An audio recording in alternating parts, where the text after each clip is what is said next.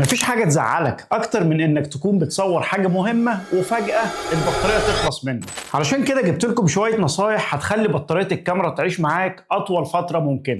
أول حاجة لازم تقلل استخدام الشاشة الخلفية على قد ما تقدر، والأوبشن ده موجود في بعض الكاميرات بس مش كلها. يعني الكاميرا اللي أنا بستخدمها مثلا ما فيهاش فيو فيندر، فلازم اعتمادي كله يبقى على الفليب سكرين. ولكن لو أنت كاميرتك بتدعم الفيو فيندر حاول تقلل استخدام السكرين على قد ما تقدر، وتبقى صايع بقى لو قللت كمان البرايتنس بتاعها.